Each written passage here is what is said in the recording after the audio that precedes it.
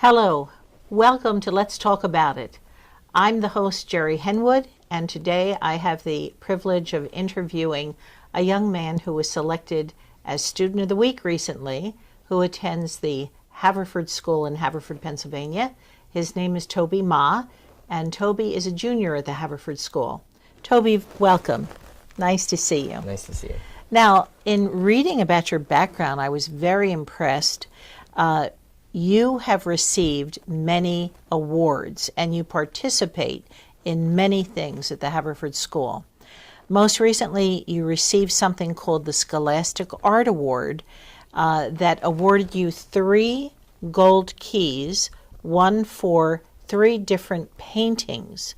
Now, what was the medium that you produced these paintings in, first of all?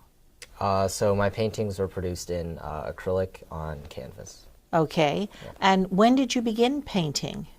Like when did I start learning about painting? Yes. I started learning about painting in, I think, elementary school, probably like 4th or 5th grade.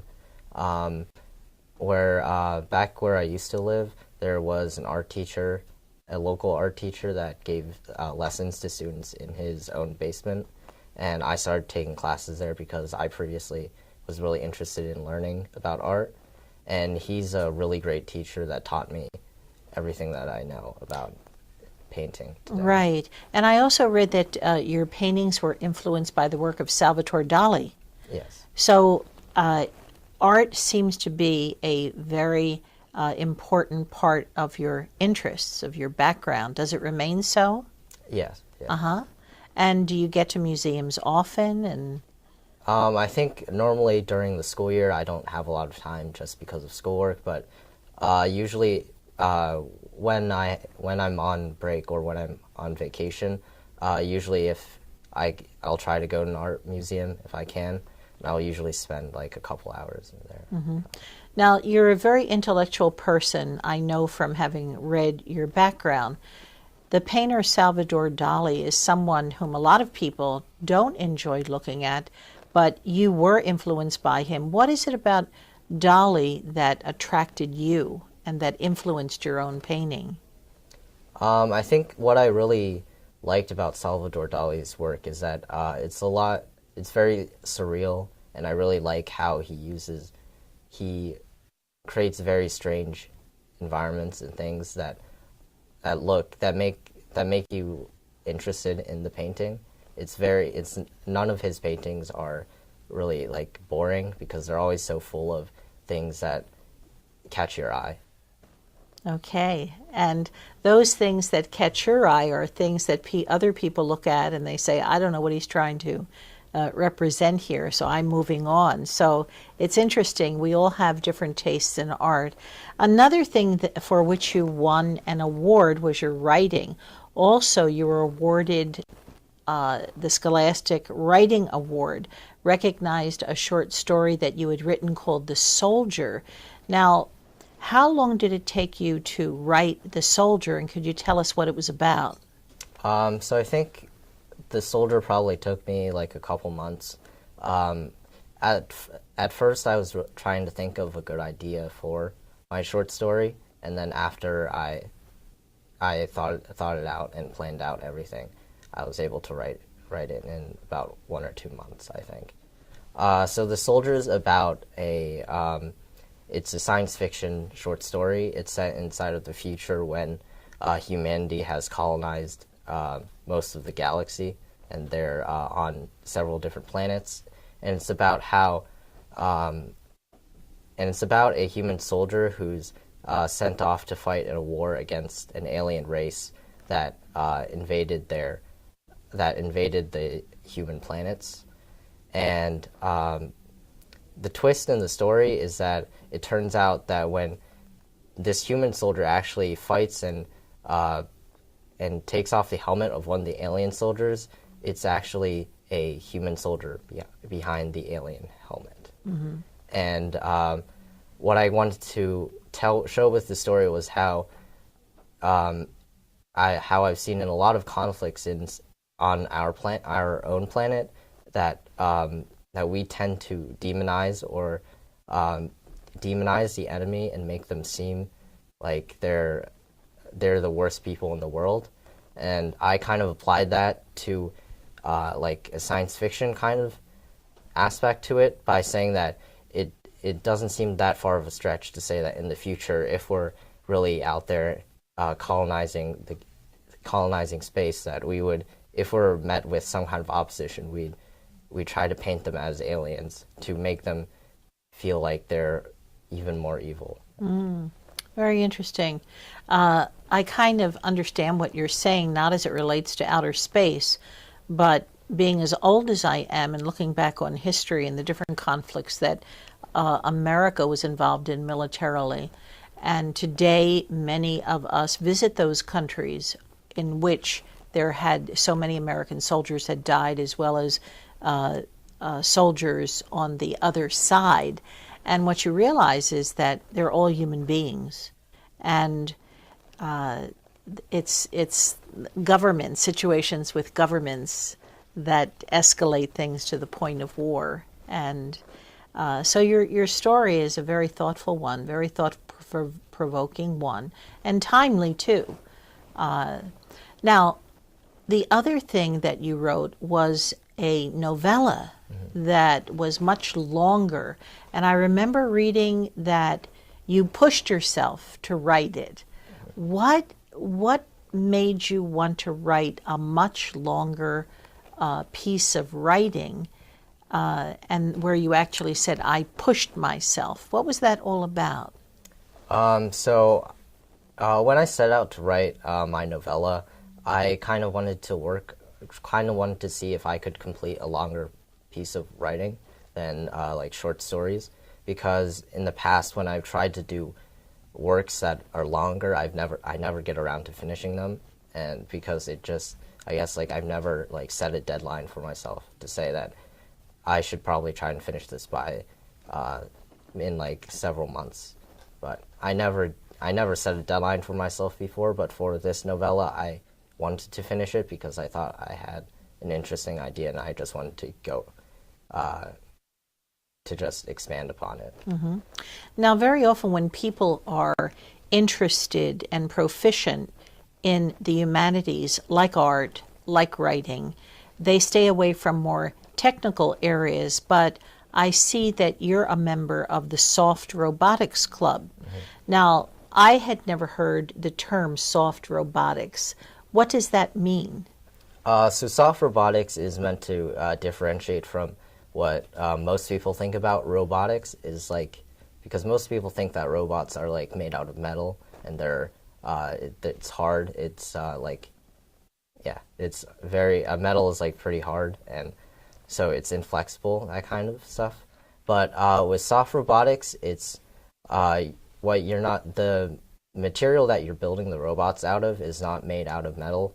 It's made out of more stretchy, flexible kind of materials, such as say like silicone or rubber.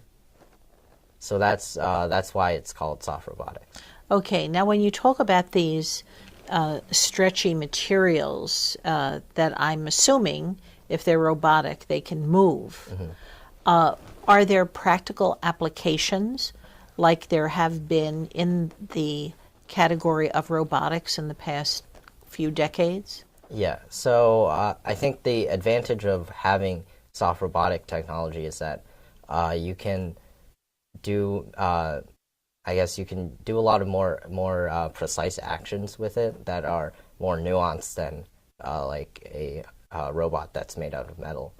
And you can, like, for example, you can mimic like the feel of like a human hand, or like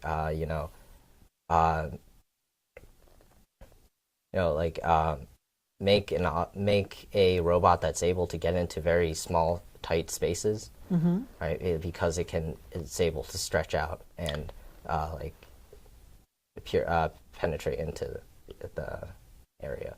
So when you say you can make like a soft hand, has soft robotics contributed to the area, if you're aware of this, the area of replacement limbs? Do you know that? I'm not exactly sure, but I think like it's definitely something that could be explored in the future. Mm-hmm. I know that one of our projects last year, as part of the Soft Robotics Club, was to make a hand that would help teach students how to throw pottery.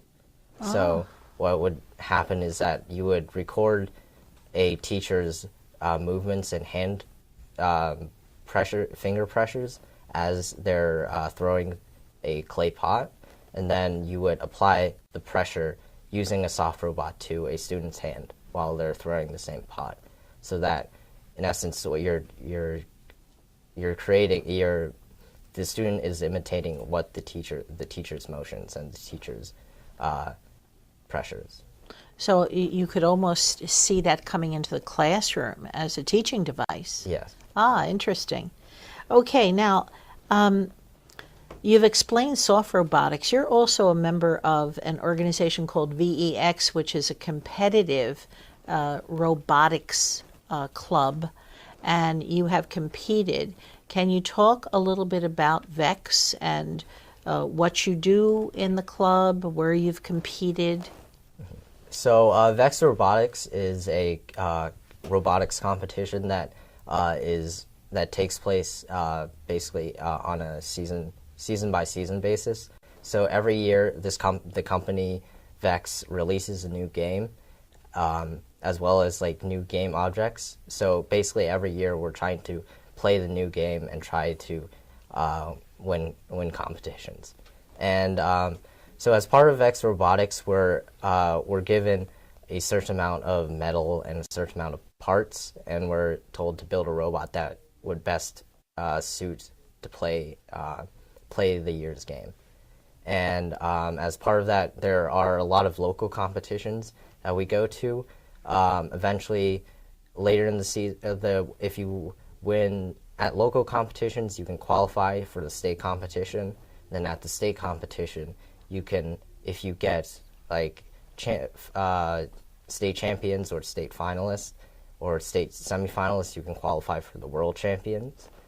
And the world championships are basically where teams all around the world, from like Canada, China, Great Britain, Bahrain, all of those countries, they come together and they compete against each other.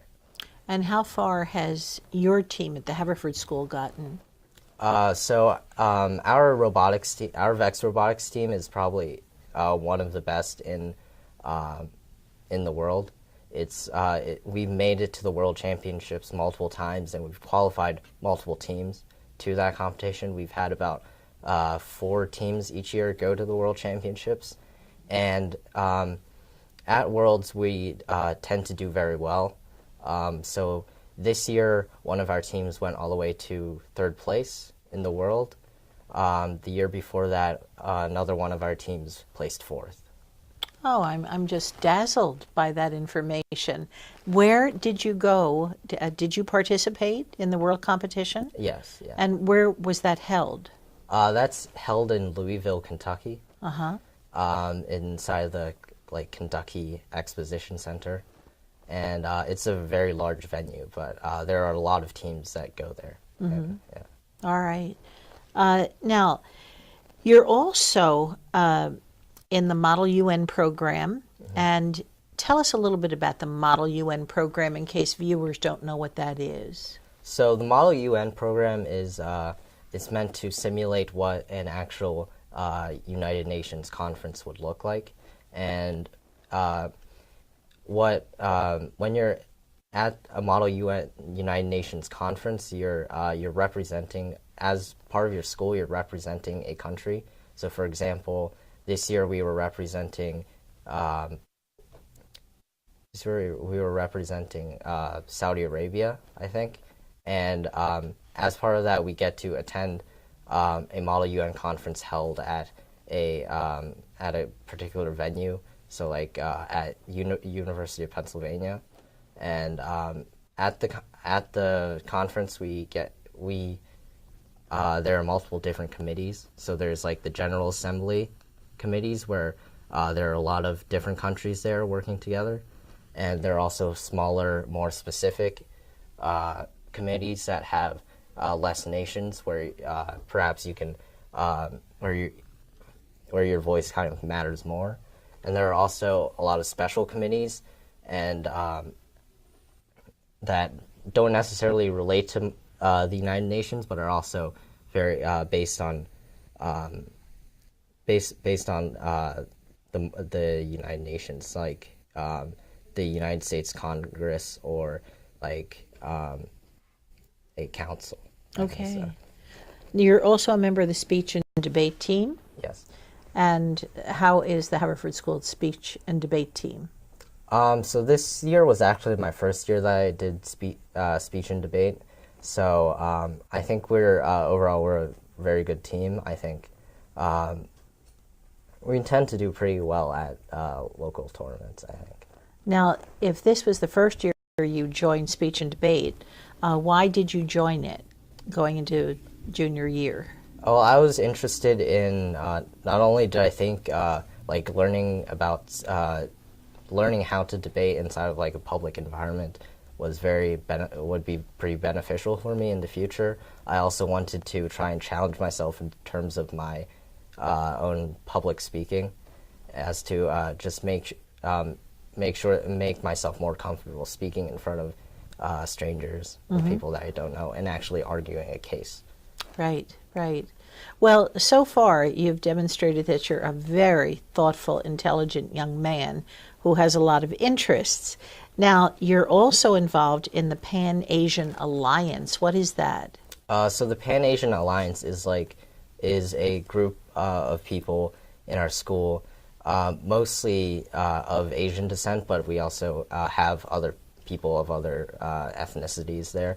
But we gather together about once every week, and we talk about different issues that people with Asian descent often face, like about our parents, about our school, about the college application process. Mm-hmm.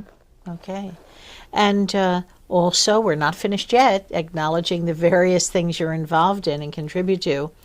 You're in the math and poetry clubs, so you also write poetry.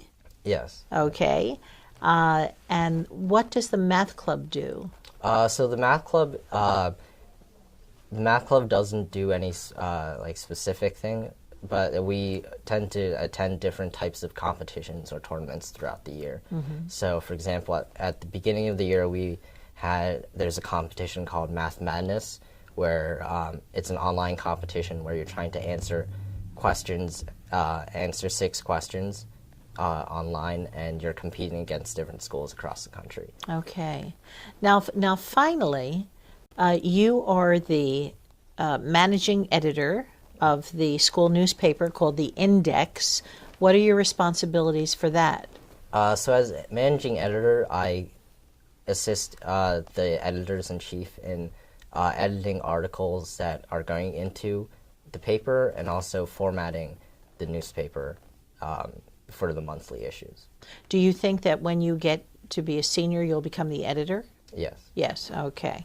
And then you're editor for the literary magazine, Pegasus. Mm-hmm. And what do you do for that?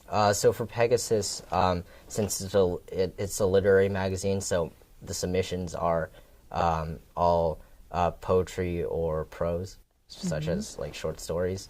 And as a part of that, as editors of Pegasus, we gather together and we need to read through all the submissions and choose which ones should go into the magazine. And after we're done choosing what pieces should go into the magazine, we then format the magazine. And that in itself is a very complicated process because we need to think of a good design concept for the magazine and then actually be able to plan it out on many different pages. Now, I have a question for you as a former teacher. You are involved in so many things, so many different activities, so many different areas of interest. How do you organize yourself in order to participate in all of those things while keeping up with your regular schoolwork? So I think that's been pretty challenging for me, at least for these past couple years. I think I've sort of managed to keep on top of everything, just because I've just I've tried to stop wasting time, like time spent on the internet or time watching television or time doing other stuff. So I've just been trying to make the most out of the time, the little free time that I have, to actually get my schoolwork finished and also do things for all my other activities. One of the things I heard you say was you try to stay off the internet, which is a big lure for many students. So your advice to them is, if they want to begin to contribute and to learn and to be somewhat accomplished in different areas, it's best for them to stay off that device. Yeah. Okay, just wanted to make sure of that. Now, areas that I did not read about that you're involved in, not that you have to be with all that you already are involved in, but do you have any musical interests or sports interests, or do you just enjoy those venues? So music, I used to play the piano. I played for a couple years, but I quit when I went to high school because it just took up too much time, and I didn't really have I wasn't putting in enough effort to actually make it worth it, I think. Outside of school, I fence at a club, so so that's my only athletic sport that I do. And what are your future plans, Toby? Do you know? I'm not really sure yet. I think I'm willing to explore a lot of different options because I feel like I would be able to do well in many different fields. But this year, since I've been taking my honors biology course, I've become really interested in biology. So I think that's something that I want to pursue when I go into college. Mm-hmm. And if you could think for a moment about your experiences as a student, as a younger student moving through school, and now that you're in 11th grade, what has supported you the most in your becoming who you are? Would you like to acknowledge either anyone or any process, anything whatsoever? I think my parents definitely played a huge role in helping shape who I am because ever since the beginning, they've always emphasized to me the importance of education and academics, and also becoming a well-rounded person. And so they've been a very, very huge help to me in that regard. I think I've also had a number of different teachers throughout the years that have really inspired me. In my elementary school, I went to a charter school, and there was a teacher there who was named Catherine, and she was a very big influence on me because she piqued my interest in science, history, and writing, and she really supported me in exploring all those different fields while I was just an elementary school student. And she was definitely a really big influence on on my interests today. Very good. Well, it's nice that you've become so reflective and so talented, and I think the audience understands now why students of the week, like you've received that award, why you received that award. And it's very thrilling for those of us who are much older to see that young people coming up are so well-rounded, thoughtful, reflective, and intelligent as you. So thank you very much for coming. It's been a pleasure. Thank you. It's a pleasure to be here. Thank you. And thank you, and we'll see you on the next segment of Let's Talk About It.